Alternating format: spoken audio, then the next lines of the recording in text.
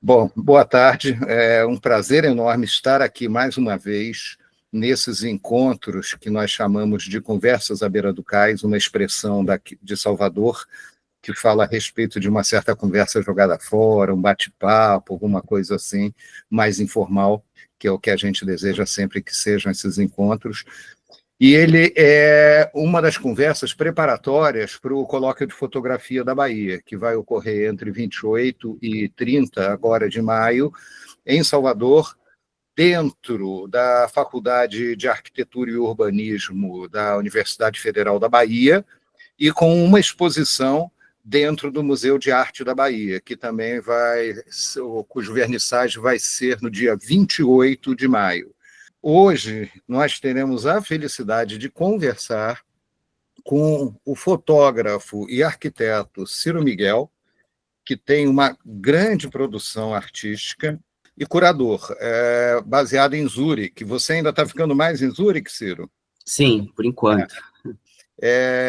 Ele foi aluno e recebeu bacharelado pela FAO da USP de São Paulo, o mestrado na Universidade de Colômbia e o doutorado no Instituto para a História e Teoria da Arquitetura de Zurique. Ciro tem participado de diversas bienais em Veneza e em São Paulo, bem como seus trabalhos também já foram apresentados em museus em Munique, em Basel, em Nova York, em Veneza, na Casa de Arquitetura em São Paulo e em vários outros lugares, além também de ter participado da 12ª Bienal Internacional de Arquitetura da cidade de São Paulo. Ciro hoje vai conversar com as professoras e pesquisadoras Júnia Mortimer e Janaína Selva. Ciro, é um enorme prazer, uma grande alegria ter você aqui entre nós, e, por favor, a palavra é sua. Obrigado, Mauro, pela apresentação, também obrigado, Júnia, pelo convite e pela Janaína. Primeira vez que eu acho que eu falo virtualmente na Bahia, e também para um grupo de fotógrafos, né? E eu preparei uma pequena apresentação, um pouco com as últimas coisas que eu tenho feito, que tem relacionado com fotografia, arquivo, em uma conversa que começou há alguns, bom, acho que talvez minha vida toda, mas e que começou também com a Júnia, quando a gente se encontrou agora em Atlanta, né? Acho que a gente viu as apresentações um do outro, e a gente já se acompanhava, a gente já se conhecia, e foi um bom momento da gente fazer essa conversa agora. Eu fiz uma apresentação que se chama Além da Fotografia, Arquivos e Histórias, e a ideia é apresentar alguns documentos, fotografias que eu tenho trabalhado nos últimos anos, principalmente relacionados ao meu doutorado, que eu acabei de terminar agora no último mês de março na ETH em Zurique. E a ideia é um pouco comentar como o uso dessas fotografias, arquivos, podem construir histórias alternativas sobre, no caso, sobre sobre o modernismo e, enfim, edifícios, cidades, ambiente construído, por assim dizer.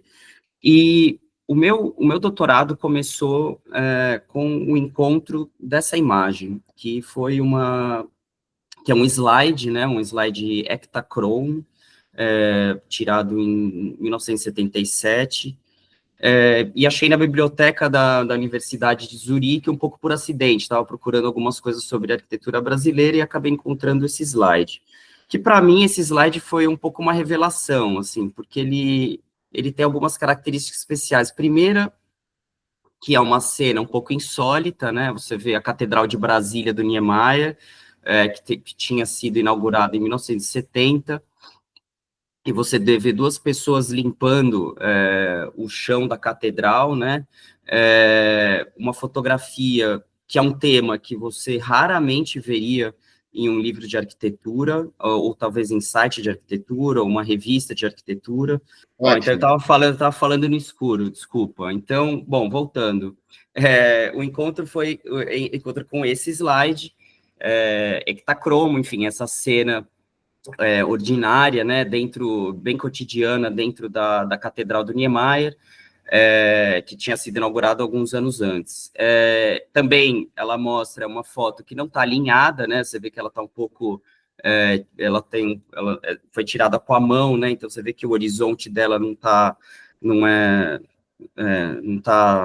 totalmente horizontal. Enfim, filme 35mm. Então, isso acaba indicando uma forma muito diferente de tirar foto de arquitetura, né? Que geralmente é tirada com tripé, tirada com... Ela é super composta, geralmente não tem gente nas fotos, mostra muito mais o espaço, a arquitetura vazia, né? Claro que não é uma regra, mas tende a ser isso. E aí, quando eu vi essa imagem, eu pensei, bom, é uma imagem que é isso, talvez nunca veria, talvez o arquiteto talvez nunca utilizasse essa imagem para um livro dele, ou para mostrar, enfim, para publicar divulgar a sua obra, né? Então assim, quando você googla, né, a imagem da Catedral de Brasília ou de arquitetura, geralmente essa é a imagem que você vê, né? Então, uma imagem, como você vê, vazia, as pessoas fazem só uma escala humana, o edifício está perfeito, né, super branco, o céu azul, e aí, a partir dessa imagem, outras foram aparecendo, né? Essa é um pouco da mesma série, e aí eu achei, por exemplo, um texto de um arquiteto sul-africano que ele está comentando uma outra igreja que o Niemeyer fez, mas que talvez se aplique a essa, que ele diz o seguinte, ele fala assim, quando a igreja está falando da Pampulha, aí em Belo Horizonte, ele fala, quando a igreja foi concluída, descobriu-se que ela apresentava vazamentos graves, impedindo a congregação de usá-la para os cultos. Eles precisavam recorrer à antiga igreja de madeira para esse fim, mesmo a nova sendo amplamente conhecida e popular. Quando perguntei a Niemeyer como ele reconstruiria essa igreja, agora que ele havia aprendido com a experiência, ele me olhou sem entender e respondeu, é claro que eu faria exatamente o mesmo. Então, aí você vê que o Niemeyer, no caso da Pampulha, que tinha problemas de vazamento, para ele era uma questão que não importava, assim, o que importava, na verdade, era um pouco você ter a imagem daquela igreja, e como ela funcionaria, talvez não fosse a coisa mais importante, né? E no caso dessa igreja de Brasília, também existia esse problema de envasamento, enfim, isso se transforma nessa questão de você ter que limpar essa arquitetura em todo momento, e você acaba vendo isso nas imagens. Em Brasília também tinha uma outra questão, para mim começou a ser algo importante, assim, e recorrente, que é a questão da poeira. A poeira de Brasília aparece em vários momentos durante a construção, principalmente quando eles começam a limpar o terreno, né, limpar o cerrado, e aí aparecem essas nuvens de poeira vermelha, e que os fotógrafos que estavam lá também começam a perceber isso. Então, não só existem imagens dessas poeiras, mas também muitos relatos sobre essa presença dessa poeira, inclusive pessoas dizendo que seria impossível mudar para Brasília, isso é uma coisa tóxica, enfim, é impossível respirar, é impossível usar roupa branca, e também isso acaba se tornando um problema para os edifícios. E Brasília, logo antes da inauguração, a poeira acaba se tornando algo que começa a comprometer a função, talvez, simbólica da arquitetura, porque é aquela arquitetura branca, enfim, que era para parecer totalmente perfeita e mostrar o Brasil grande, né, o Brasil desenvolvido, o Brasil industrial, o novo Brasil que o Juscelino Kubitschek gostaria, e então começa essa chamada, esse quase um balé de limpeza. E você vê aqui dois tipos de fotografia também indicando essas diferenças que eu estava mostrando naquele primeiro slide. Então, do lado esquerdo, você vê uma foto do Marcel Goderot, né, que é o francês, fotógrafo, fotojornalista também, e que é o fotógrafo do Oscar Niemeyer, e o fotógrafo oficial da arquitetura de Brasília e do governo. E ele é o fotógrafo também preferido dos arquitetos. Essas fotos foram tiradas, acho que com uma Rolleiflex, e ele também usava tripé, e essas fotos muito bem enquadradas enfim, branco e preto. Ele também tirou algumas fotos coloridas, mas você vê que é uma foto muito bem composta, né? E dizem que até ele sabia o quanto, que até ele sabia a posição que as nuvens deveriam estar para agradar o Niemeyer, que também gostava muito de imagem, que era muito atento também à fotografia.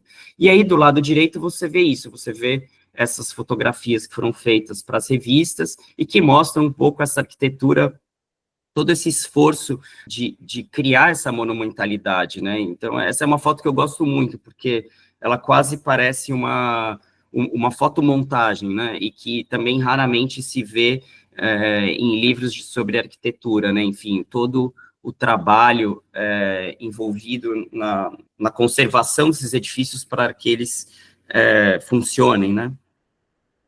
E aí você vê também em outros arquivos que eu fui olhando, você vê um pouco esse esforço de limpeza que está em todo lugar em Brasília. Então, essa, por exemplo, é uma foto do Peter Shire, que é aquele também fotojornalista alemão, e também muito conhecido, né, que teve algumas exposições no Instituto Moreira Salles e tal, que vocês devem conhecer. E aí também encontrei essa obra da Clarissa Tossin, que é uma artista muito incrível, e que ela fez esse trabalho que se chama White Marble Every Day, né, mármore branco todos os dias, esse trabalho de Sísifos, né, de Brasília, de você limpar esses edifícios, deixando eles brancos e monumentais, né, desses edifícios mais simbólicos. E aí ela fez esse vídeo,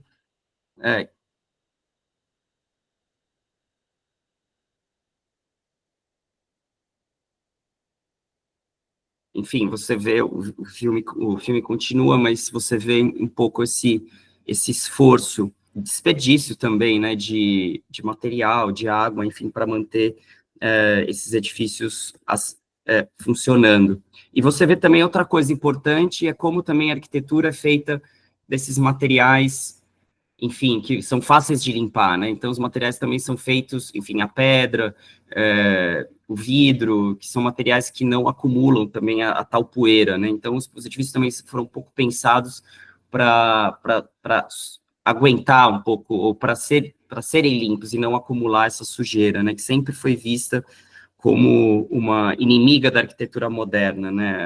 A poeira. Os edifícios sempre foram pensados como uma coisa muito hermética, né? Inclusive serem levados do solo e etc. E aí essa história desse slide, que foi uma coisa, enfim, esse acidente de percurso, por exemplo, virou um texto que eu escrevi para essa Drawing Matter, que é um portal de arquitetura que fala sobre desenhos de arquitetura, mas também fotografias, e aí eu escrevi um texto só sobre ele. Então, assim, o que eu acho interessante é como um objeto que é um pouco, enfim, uma coisa que você acha, às vezes, no arquivo, e que ele abre uma série de questões e possibilidades de pesquisa e de criação de histórias, na verdade, né? Então, você vai criando um pouco associando outras histórias e criando uma narrativa a partir dessa imagem. Outra imagem também que foi importante durante todo esse processo foi esse cartão postal do Hotel de Brasília, que é o Brasília Palace Hotel, que é a primeira construção permanente de Brasília, justamente com o Palácio da Alvorada. Eles foram inaugurados juntos, e eles estão um pouco afastados do plano piloto, né? Você vê aqui na imagem que ele está um pouco fora, né? As obras estavam um pouco mais para cima e o Alvorada está para baixo. E essa imagem eu gosto muito, porque primeiro que mostra um pouco essa vegetação original do Cerrado, que ainda não tinha sido desmatada, e você vê o edifício todo branco, né, esse bloco moderno, e os pilares que o Niemeyer, muito esperto, pintou de preto, e justamente para você ter esse efeito dessa foto aérea, quando você tira a foto aérea, o edifício está flutuando, então você não vê os pilares, né? Aqui você vê até um pouquinho. E outra coisa interessante que você vê nessa foto é que você tem essas mudas, assim, é um pouco uma arvorezinha nascendo aqui, tinha sido plantado na época, já isso nos anos 57, né? E também, outra coisa importante é o fato do cartão postal, que também já mostrava essa popularização da arquitetura de Brasília, né? Então, os cartões postais eram vendidos no canteiro de obras, né? Enfim, essa arvorezinha é importante notar ela, porque essa arvorezinha vira isso.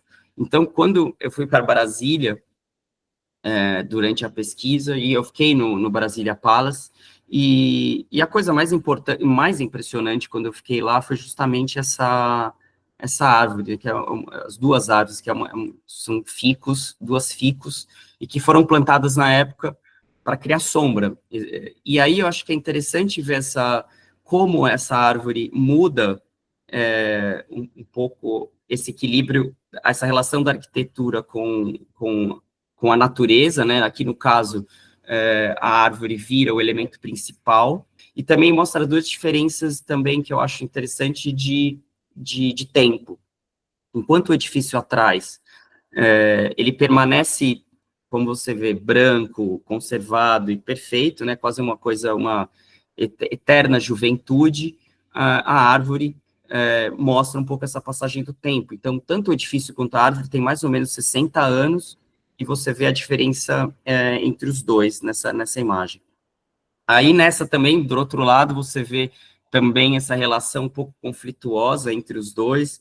A árvore está quase invadindo o edifício, e eles têm que também ter esse trabalho de manutenção diária, de cortar os galhos, enfim, porque a tendência é os galhos entrarem pelas janelas nos quartos, e, enfim, inseto, passarinho, frutos, essa árvore é uma coisa muito complexa, né, comparado com a arquitetura. Acho que é engraçado, porque você vai lá, parece que tem muito mais habitante na árvore do que no próprio hotel.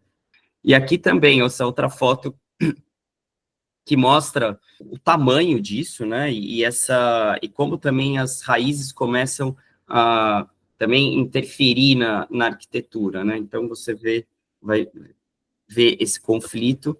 E aí, em Brasília também tinha isso, então esse era um trabalhador do hotel, e a função dele era limpar essa passagem e também, enfim, cortar as raízes, mas ele limpava essa passagem, acho que a cada 1h30 ele ia lá e varria, então era um trabalho um pouco infinito, assim, porque ficava caindo folha, ficava caindo um monte de coisinha. Enfim, então, o que parece é um pouco isso, é quase esse conflito um pouco quase constante com a paisagem, né, e enfim, com a natureza, com os elementos, o ar, a poeira, e também vegetação, animais, também, enfim, as coisas seguem nesse caminho. E aí também, essa história, que é uma história também muito simples, também virou um pequeno texto, que o título também é super simples, é As Árvores do Brasília Palace Hotel, e que a partir de coisas muito simples, você acaba, eu tento, pelo menos, abrir questões para questões maiores. Então, tem questões você vê aqui essa imagem dessa tabula rasa, né, enfim, dessa destruição do Cerrado, enfim, de todo esse ideal da cidade moderna e como ela entra em conflito com o existente, né, e como a arquitetura precisa dessa manutenção diária, desse esforço. E que eu acho que a fotografia pode ter essa função dupla, né, então a fotografia ela pode tanto reforçar a monumentalidade da arquitetura, né, como essa fotografia da coisa vazia, mas a fotografia também pode revelar esses conflitos e também revelar esses esforços. Então, eu tento usar essas duas formas de pensar, né, por imagens. E aí, também, nessas andanças nos arquivos e tal, e esse é o tema do meu doutorado, né, que é a presença dos fotojornalistas durante a construção de Brasília, e você vê, enfim, essa quantidade enorme de câmeras e fotógrafos durante a construção, e que é uma coisa paralela à construção em si, dos edifícios. Então, você tem trabalhadores de um lado, fotojornalistas do outro, quer dizer, não um do lado do outro, na verdade, estão todos juntos, né, nesse canteiro, e você vê essa construção de imagem, de imagética de um lado, e essa construção real, física, do outro, e essas coisas convivendo juntas. Uma das coisas que me impressionou muito durante a pesquisa foi como essas imagens de Brasília viajaram o mundo. Então, elas estavam... Esses fotojornalistas vieram quase do mundo todo, então tinha gente da Alemanha, tinha do Japão, da Suíça, da América Latina, também do Brasil, muita gente também que não era fotógrafo profissional também ia para lá, e você vê como essas imagens foram se espalhando para os lugares. Então, aqui você vê alguns arquivos, claro, o Arquivo Público do Distrito Federal, que tem a maior quantidade, né, de fotografias durante a construção. Do outro lado, a Magnum, que eu vou falar um pouco, que vocês devem conhecer, que é a agência de fotografias fundada pelo Cartier-Bresson, pelo Robert Capa, e também você vê arquivos de revistas, também arquivos acadêmicos e também outras bibliotecas, vai vendo como essas imagens circulavam como objetos físicos. E aí também, eu mesmo, durante a pesquisa, fui criando um arquivo particular de imagens. Então, eu comprei muita imagem de Brasília, e essa, por exemplo, é uma imagem que eu encontrei, que é uma imagem de um jornal, acho que é um jornal americano, e você vê a imagem, também a fisicalidade, como essas imagens de fotojornalismo viajavam. Então, aqui, por exemplo, é uma ampliação, e você tem esse branquinho, né, mostrando como a imagem deve ser enquadrada, com as indicações, enfim. Isso, para mim, foi uma coisa muito forte, assim, de ver como como as imagens, né, a gente está acostumado agora com o mundo digital, como elas tinham esse aspecto material, né. Então, você também, outra coisa que você vê, são as imagens, por exemplo, aqui é uma imagem do arquivo da revista alemã Stern, e você vê também atrás da foto indicações de como ela deve ser cortada, né? Então, você vê essas duas linhas, é como ela deveria cortar. Então, você cortava aqui o céu e um pouco do chão, você vê os carimbos, você vê exatamente para quem foi, para onde foi, se foi publicado ou não, enfim, diversas informações vêm com essa imagem, que eram imagens que as agências de fotografia mandavam para as redações. E também tinha um outro tipo das imagens que viajavam. Nesse caso, isso também é de um arquivo pessoal, que é uma foto que foi mandada por wire transfer, né, que era uma forma também de transmitir imagem dos anos 50, que passava linha por linha, assim, era quase um fax, mas por rádio. E aí você vê, nessa imagem, você não consegue ver, mas se você chegar mais próximo dela, você vê que ela tem uma linha por linha, assim, é uma imagem que tem uma definição um pouco menor, mas que funciona num jornal, quando é impressa depois. E aí você vê também as imagens vinham com essa legenda, que eu também acho interessante. Então, aqui no caso, era sobre, enfim, eles falavam essa coisa do contraste dessas carroças e edifícios modernos, que era uma das obsessões aí durante a construção. E também você tinha outro tipo de imagem, que era uma imagem popular, que era feita para os turistas, as pessoas que iam visitar Brasília. Então, no caso, esse eu comprei recentemente no Brasil, essa lembrança de Brasília, que é um mimo, assim, é um livrinho super pequenininho, deve ter uns 12 centímetros de altura por 6, assim, e são umas ampliaçõezinhas, quase uns pequenos cartões postais de Brasília. Isso foi feito para a inauguração de Brasília, então você tinha essas fotinhos que você dobrava, enfim, isso se vê muito também durante a construção. Então, tendo esses objetos, você vai entendendo um pouco como a imagem e a fotografia era essencial para a construção da cidade. E aí também, aspecto importante foi conversar com algumas pessoas que participaram disso, né? Então, os próprios fotojornalistas, fotógrafos, que alguns ainda vivos, que me fizeram entender um pouco, que eu acho importante na análise da fotografia, né? Também entender como funcionava, enfim, essas agências, as revistas, as edições.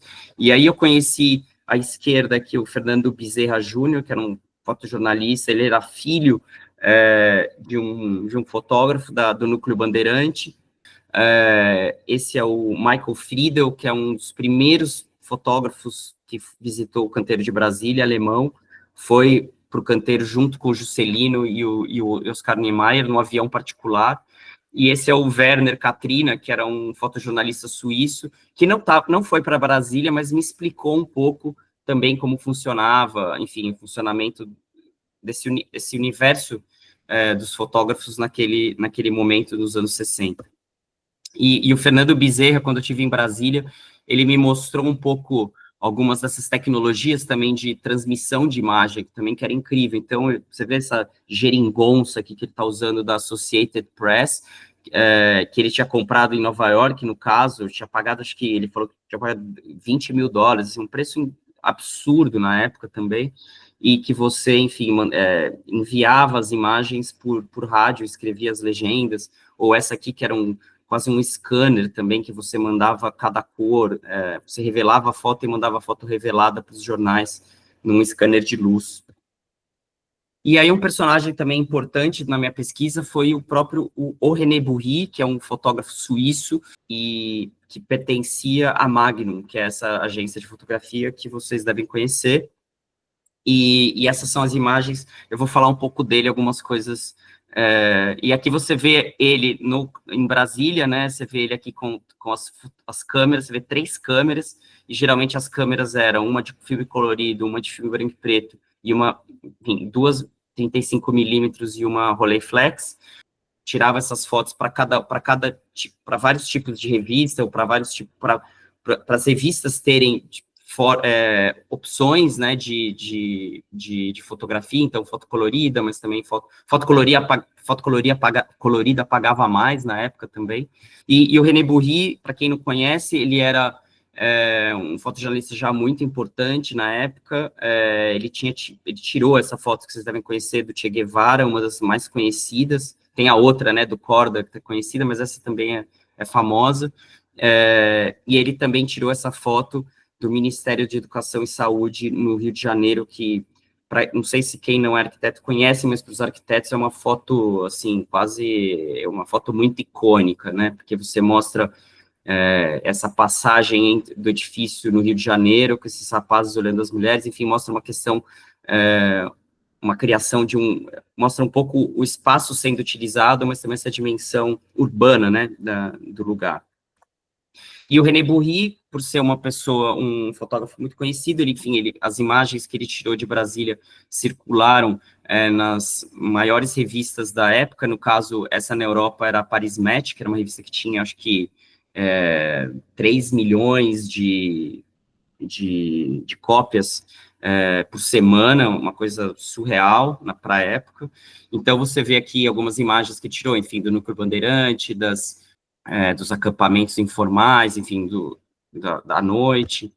E aí ele tirou algumas fotos também algumas montagens que foram feitas na revista são interessantes. Então, por exemplo, aqui você vê de um lado a inauguração de Brasília, uma coisa super, né, dandy, enfim, a elite carioca, né, dos políticos e tal, pessoal super importante aqui durante as festas de inauguração, e do outro lado, a abertura das estradas irradiando de Brasília, chegando até a Amazônia, enfim, então, e aí você vê na edição, já estão dizendo aqui, ó, em francês, né, foram necessários abater 10 milhões de árvores para que, enfim, se faça a capital. Então, já existia o próprio René Bourri também já estava atento a essa questão da natureza, enfim, que é aquilo que também aparece naquele assunto da poeira que eu estava dizendo. Mas é interessante como a revista já mostra essa tensão.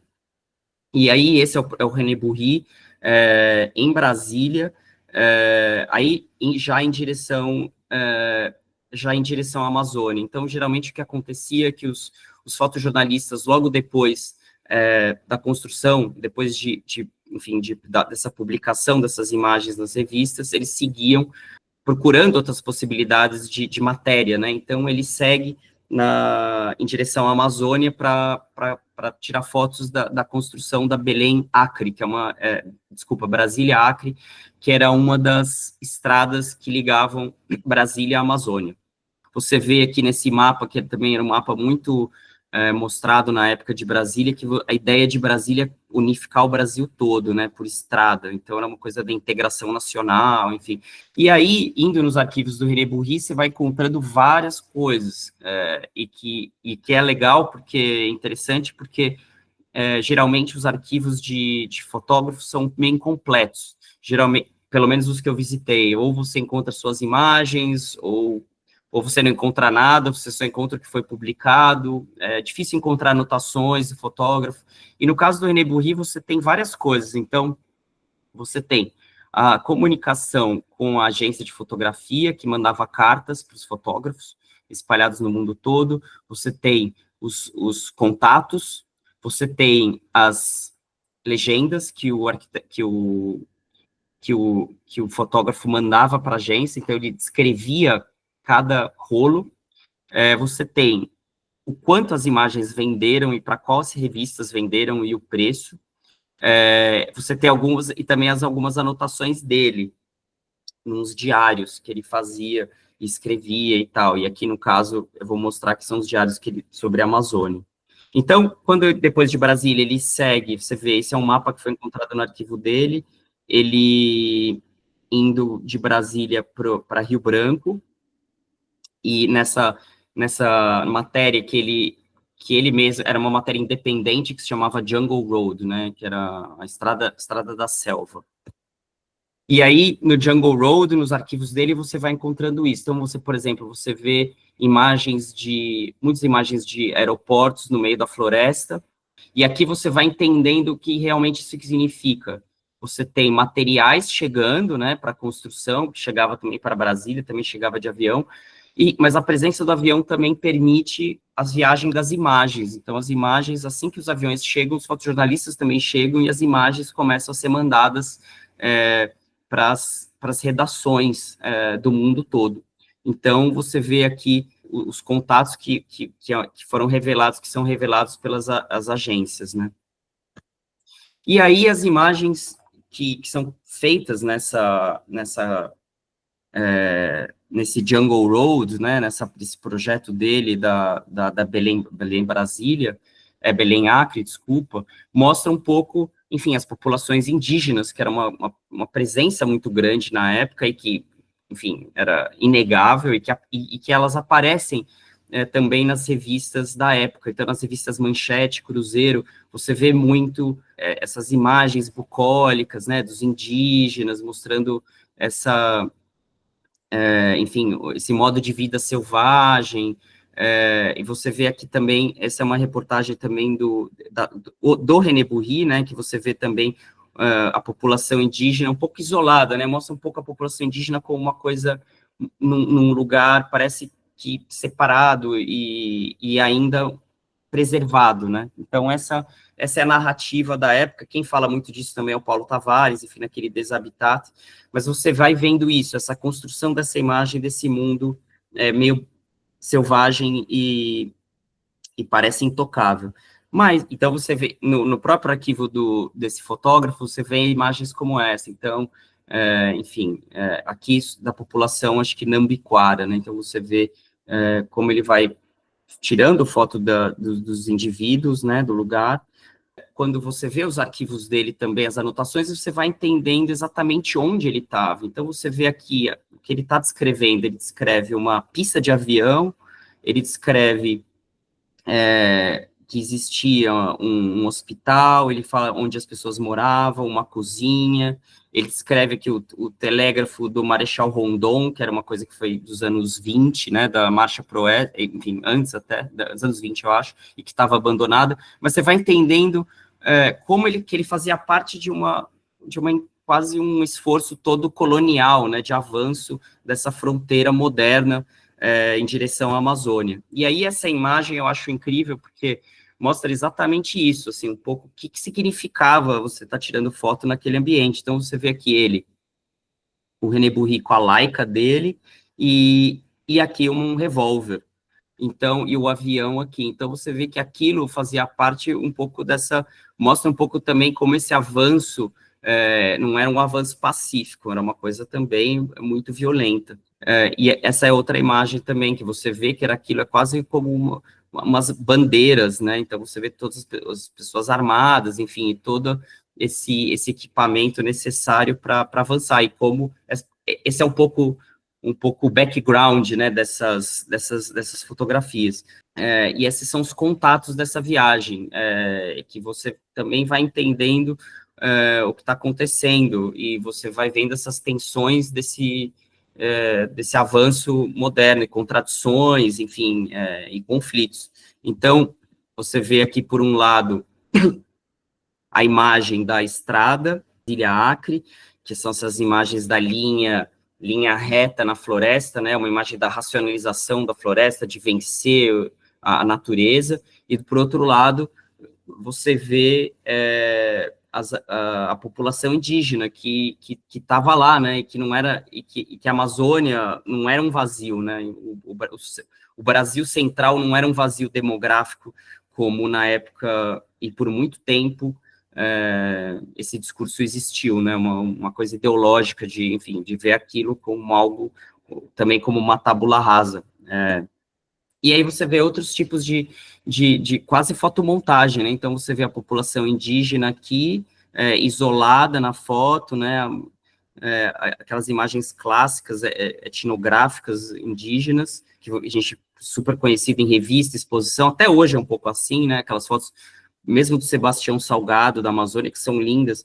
Então, isso vai se estendendo nas outras imagens. Então, você vê o esforço. Aqui você vê os acampamentos, então você vê os indígenas, os acampamentos, o carro, também aqui a presença do rádio, que também era uma coisa importante. Então, como se comunicava, né, os aviões, aqui os fotógrafos também. Também outra coisa que você vê é o próprio esforço hercúleo de andar, de estar nesse ambiente muito difícil, né, com os carros, enfim, você vê toda essa realidade que é muito mais caótica do que as imagens dizem. Você vê aqui os tratores, né, e, enfim, como aquilo era uma coisa muito frágil e difícil. E também, outra coisa que eu achei dos arquivos é exatamente isso. Essa é uma outra foto de um outro fotojornalista, mas que você vê como os fotojornalistas, enfim, faziam parte da ação toda. Então, você vê aqui um cara, que eu não sei exatamente quem é, mas com uma Rolleiflex, empurrando o caminhão, enfim, todo mundo fazia parte um pouco desse esforço. E aí, enfim, o René Bourri é um cara que é um fotógrafo que você pode ver ele quase como um invasor, né, um soldado, que era quase, que os fotojornalistas também tinham esse treinamento, muitas vezes tinham um treinamento militar, né, uma presença agressiva, né, nesse lugar, mas ao mesmo tempo ele também tinha plena consciência do que estava acontecendo com esse avanço da modernidade nesses territórios indígenas. Então ele descreve em uma das passagens um pouco, ele tira essa foto do Rondon, né, que tinha instalado aqueles telégrafos já abandonados, essa imagem do Brasil Progresso, e ele fala um pouco ele descreve essa imagem dizendo um pouco dessa fragilidade desse progresso, né, que parece tão frágil e tão difícil, e de toda e da fragilidade dessas populações naquele momento da história do Brasil, e que até hoje, né, enfim, mas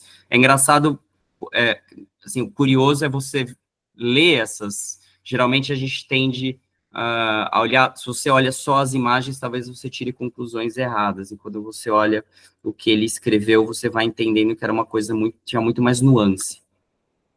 E essa é a última história que eu vou contar. Essa também é um outro achado de arquivo, mas essa é uma imagem que eu encontrei numa biblioteca na Suíça, de um arquivo também de uma agência de fotografia alemã, suíça, na verdade, que foi para lá, e que é uma agência de fotografia que foi desmantelada, e as imagens foram parar nessa biblioteca. E aqui você vê um exercício militar feito em 1963, ou seja, um pouco antes do golpe militar. Então, essa era uma imagem que também nunca tinha visto e não sabia exatamente o que era, né? Então, essa ideia de existir exercícios militares, de criar essas imagens, né?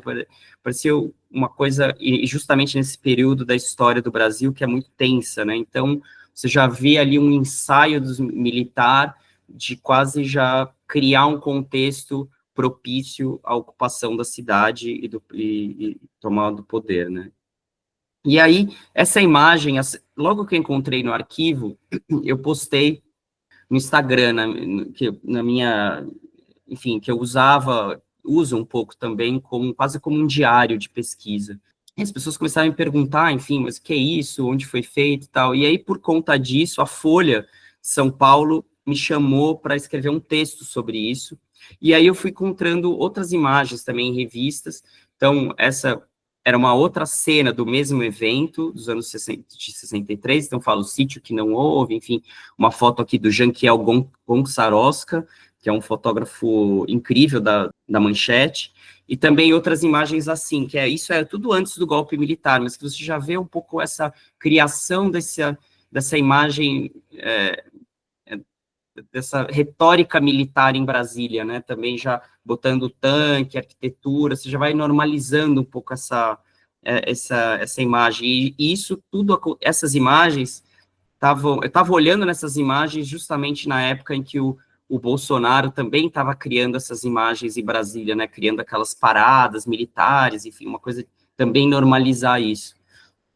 E aí, quando eu escrevi o texto para a Folha de São Paulo, essas imagens que pertenciam à Manchete sumiram, esses arquivos não existem mais. Mas aí, quando eu escrevi o texto, enfim, foi a capa da Ilustrada, essa imagem aparece lá, e justamente era nesse momento de muita tensão no Brasil, e aí essas imagens eu reconstruí elas, então eu apaguei todas as coisas, os escritos da revista, e republiquei elas, então foi uma ideia de quase uma coisa que foi publicada para a mídia de massa, né, as revistas populares voltarem também para a mídia de massa, para o jornal, claro, com permissão das famílias e tal, enfim, foi uma ideia que eu achei bonita, assim, de você pegar algo que desapareceu e reintroduzir na mídia novamente, enfim, ela não é exatamente a melhor definição, mas enfim, e é isso. Obrigado. Obrigada, Ciro, bom demais, acho que lá na conferência vi uma perspectiva, agora mais um pouquinho ainda do trabalho. Eu fiquei pensando, assim, acho que são várias possibilidades de entrada, mas eu queria começar, talvez, por quais que são essa Brasília construída pelos fotojornalistas e que se espalha, enfim, na construção de uma imagem do que seria a cidade a ser inaugurada, e, ao mesmo tempo, que outras Brasílias são essas que foram te aparecendo do mesmo jeito que aparece a abertura da via, o fotógrafo empurrando o caminhão. Então, acho que se você pudesse falar um pouquinho mais, que outras Brasílias são essas que aparecem também e que não circularam nos grandes canais de comunicação, assim. Agradeço também a apresentação, Ciro. Eu tenho um pouco de preguiça de Brasília, mas porque eu nasci numa cidade moderna, fui criada, e é muito violento, né? Tem uma violência, assim, muito grande, e é bom ver, além disso, né, principalmente como Brasília, assim, são imagens muito as imagens que a gente vê são muito repetidas, né? São imagens, sempre as mesmas imagens, assim. É bom quando você apresenta imagens outras, assim, né? Que abrem outras Brasílias no imaginário, né? Então, eu agradeço, assim, eu fico... A minha preguiça vai embora, Ciro. E tem uma coisa que eu gosto muito, muito, muito, muito, que é o fotógrafo que escreve. Isso é muito legal, né? Porque ele deixa muitas pistas boas também, para além da imagem, né?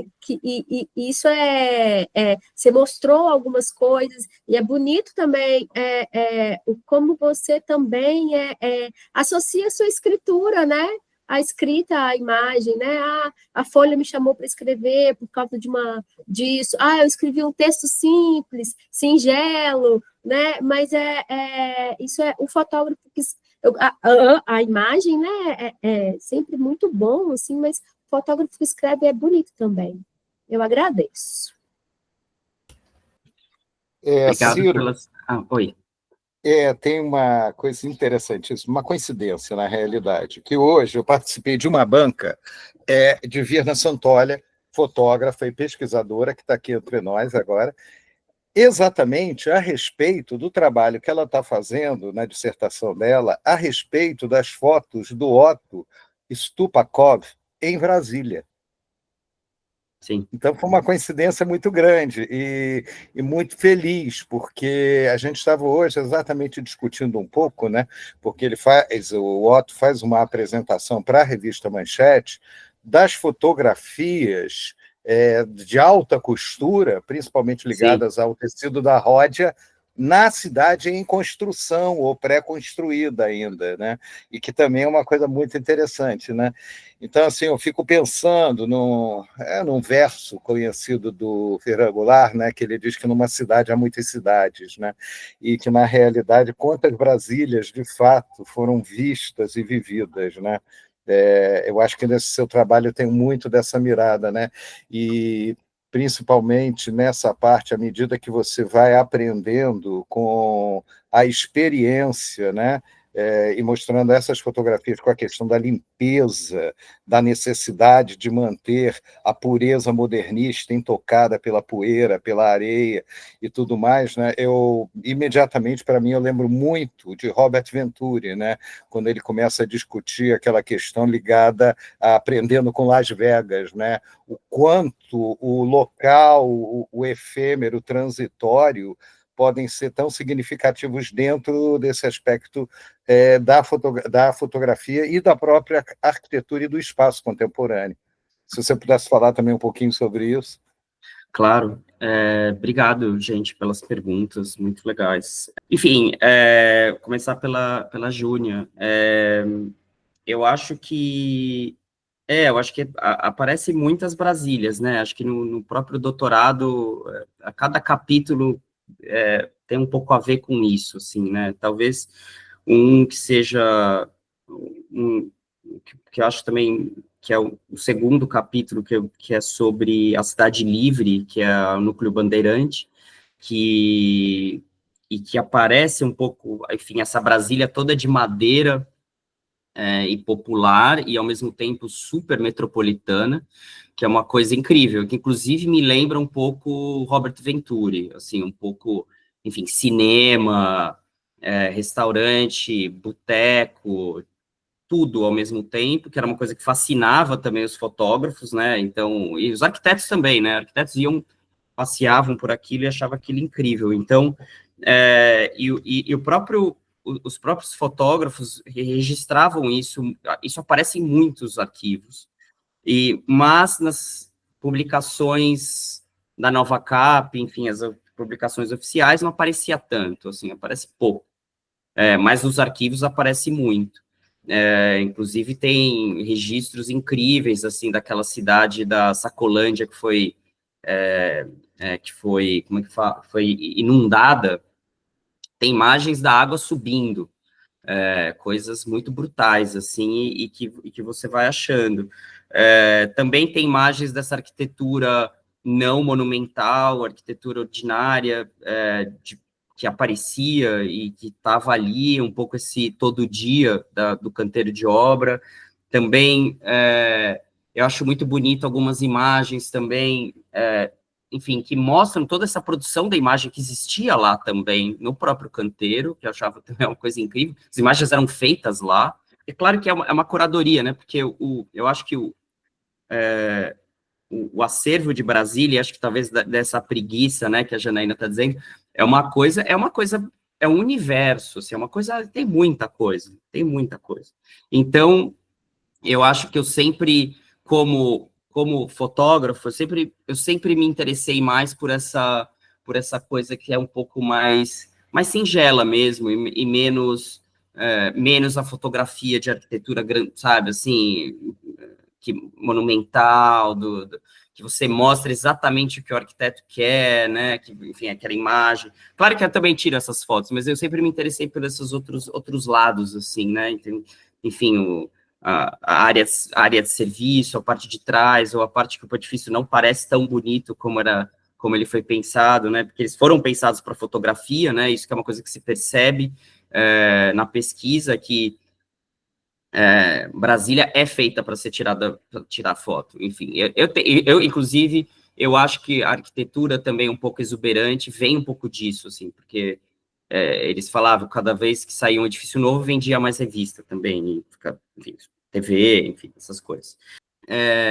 Tem várias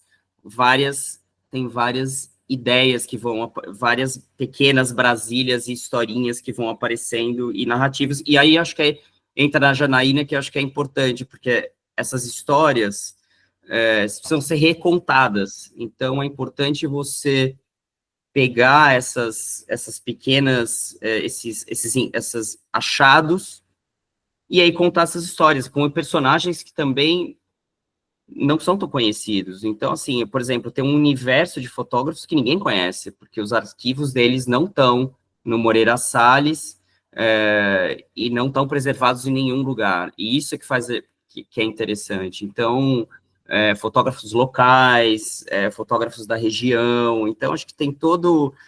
eu acho que o estudo de Brasília que dá preguiça é justamente esse que é condicionado por esses personagens que são sempre os mesmos, que são os personagens que os próprios arquitetos queriam que essa fosse o legado, entende? Então, por exemplo, o Goderot, que é o fotógrafo oficial, tá tudo preservadíssimo, né? Tá tudo... E geralmente as pesquisas sobre fotografia tendem a olhar as coisas dele, mas tem muitos outros fotógrafos, inclusive fotógrafos melhores, às vezes piores, mas usando câmeras diferentes, filmes diferentes, passeando por outros lugares, né? Porque você vê que os fotógrafos tinham diferentes acessos, né? O René Bourri, por exemplo, entrava em qualquer lugar, porque ele era conhecido e famoso, e fotógrafos que não entravam em nada, que se tira foto de longe e tal, e você vê outro tipo de olhar também.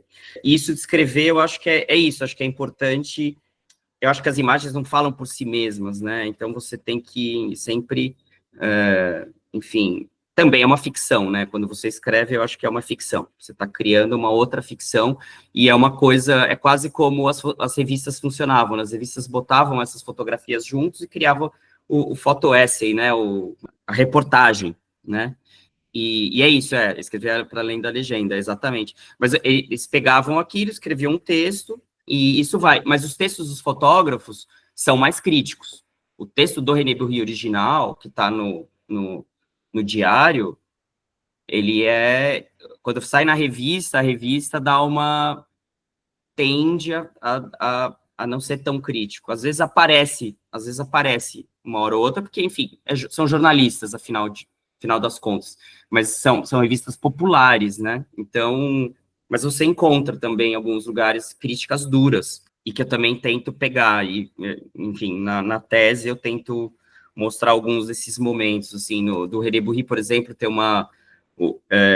ele encontra os indígenas, né, no canteiro de obra, e, enfim, e aquilo para ele abre um novo mundo, e ele vai pensando daquilo. E os brasileiros, na época, a questão indígena não era muito uma questão, né? Então, Quer dizer, para alguns, né? Para alguns eram, mas para alguns não. Sim, você vê que tem um esforço, assim, muito grande de... natureza é vista como uma ameaça, né? Então, os edifícios são elevados, os materiais são anti-poeira, anti-vegetação, e, enfim, eu não sou de Brasília, mas, enfim, sou do Brasil, mas e entendo como a arquitetura tem que como a arquitetura, esse embate com o mundo natural é radical, né? É muito difícil. Uma coisa que na Europa, por exemplo, é uma relação muito menos agressiva, né? Então, por exemplo, no Brasil, eu tenho um amigo que construiu uma casa na Amazônia de madeira para uma escola Yanomami na Amazônia, e aquilo, depois de 2 anos sem utilização, foi quase comida 100% por cupim. Mas é exatamente isso, acho que esse é um momento desse modernismo, e essa limpeza, que eu acho interessante, não só na arquitetura, mas também na foto. A foto também tem que ser limpa. Então, você limpa, você tira a poeira da foto, você revelar uma foto naquele ambiente, ou tirar uma foto naquele ambiente, é um absurdo. Então, a lente suja, filme sujo, eu esqueci o nome, mas tem uma escritora, que escreveu um texto sobre algumas fotos da Revolução Industrial na Alemanha, que são umas fotos, assim, maravilhosas, de uns lugares extremamente sujos, e ela fala justamente isso, assim, como o fotógrafo, o esforço da foto, ficar limpa naquele ambiente tão hostil de sujeira, assim, de poeira, e as fotos de Brasília têm isso. As fotos, por exemplo, que a gente conhece, são imagens, assim, muito perfeitas, né? E eu encontrei muitas fotos sujas, fotos que estavam antes de serem processadas, enfim, umas fotos uma versão mais suja mesmo do canteiro, enfim, você percebe aquilo lá, e também não é imagem que é corrigida, né? Então é uma coisa menos monumental, e acho que isso também traz outras histórias de Brasília, também aparece isso, que não é tão monumental, né? Um pouco mais do dia a dia, que eu acho bonito. Oi, gente. Não, foi uma pergunta sobre... você pesquisou esses acervos, Ciro? Eu vi, quando eu entrei aqui, eu vi que você pesquisou na Manchete. Onde mais você pesquisou? Olha, eu pesquisei em vários lugares. Acervos da Manchete, Cruzeiro, outras revistas, como Life, também as revistas na Alemanha, revistas na Suíça, revistas italianas, enfim, um pouco também nos universos da Magnum, né, que é a agência de fotografia, uma outra agência de fotografia na Suíça, outra na Alemanha. Então, eu fui tentando buscar, não só nas revistas, mas também os próprios fotógrafos, né? Então, tentar achar acervos desses fotógrafos, né? E isso é super difícil, porque os acervos da Manchete, onde, né, tinha os arquivos, né, desses personagens todos da Manchete, que são incríveis, sumiram. Então, não existe mais. Você pode achar, talvez, o filho de alguém. Eu tentei muito achar filhos e netos de muita gente. Você que está pesquisando o Otto... Exatamente. Os arquivos dele estão onde? No IMS? Estão no Moreira Salles, mas, assim, não é tudo, né?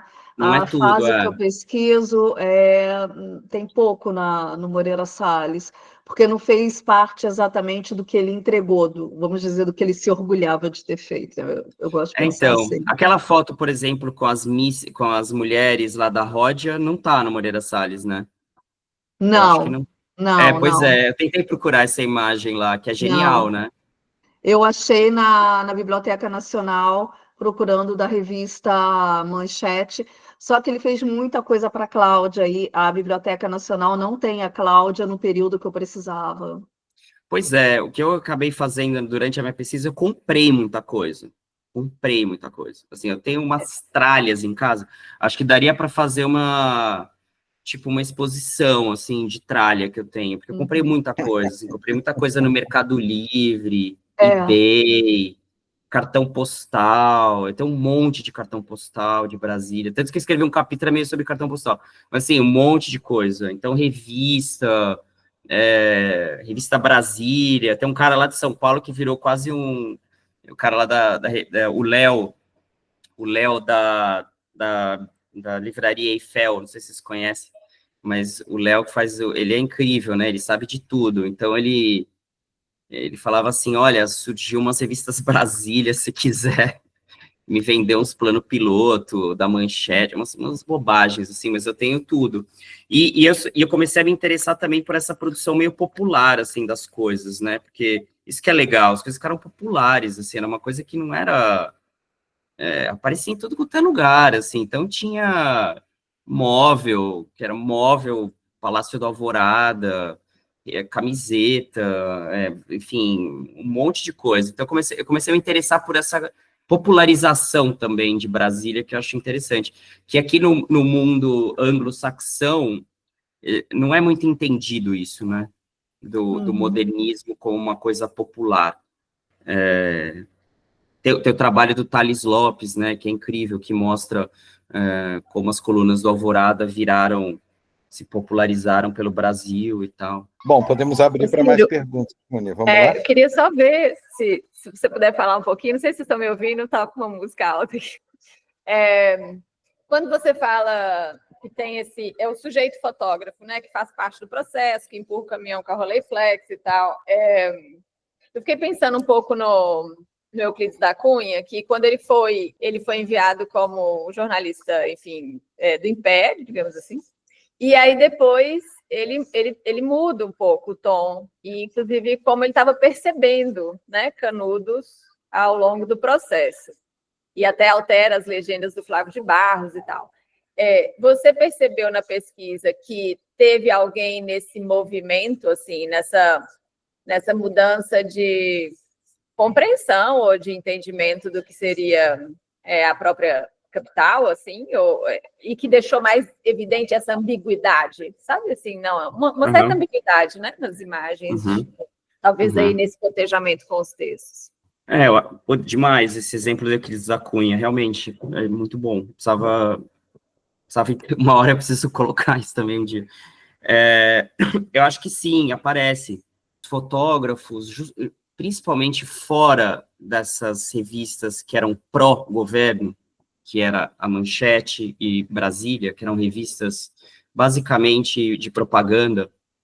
Em outras revistas aparecem essas questões, assim, então, por exemplo, a questão indígena aparece muito, por exemplo, nas revistas alemãs aparece, assim, dizendo assim, para onde vão os indígenas, assim, existia essa preocupação, e o René Burri também fala disso, né, então ele também vai percebendo esse avanço, né, e ele escreve sobre isso, ele fala assim, é um texto, são coisas simples, mas ele vai, que ele não é um especialista no assunto, mas ele fala assim, o que vai acontecer com essa população daqui a alguns anos, né, e que era que naquela onda de propaganda da Manchete, era um pouco assim, a civilização chega nele de Bananal, e o hotel, enfim, tinha uma outra, era uma celebração daquilo, né, e não como uma coisa que estava sendo perdida e destruída. Então, eu acho que no caso do René Burri, que escreveu e deixou algumas legendas e algumas anotações,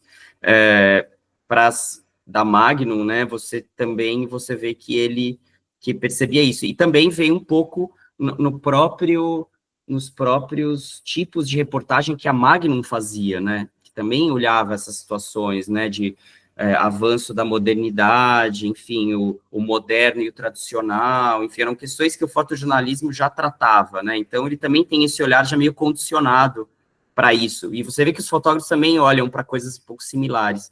Outra questão que aparece é a questão das favelas, que também aparece como uma questão, fala assim, olha, nas revistas alemãs, por exemplo, eles falam assim, olha, eles chamam de cidade de barracas, né, uma coisa assim, e mostra aquilo, que nas outras revistas, por exemplo, na Nova Capa, era uma coisa quase meio censurada, assim, aparece muito, muito pouco, ou sempre de cima, assim, uma coisa, ou mostra uma coisa meio nacionalista, mas nas outras aparecem como uma preocupação naquilo, eu falo assim, olha, isso aqui é um pouco estranho.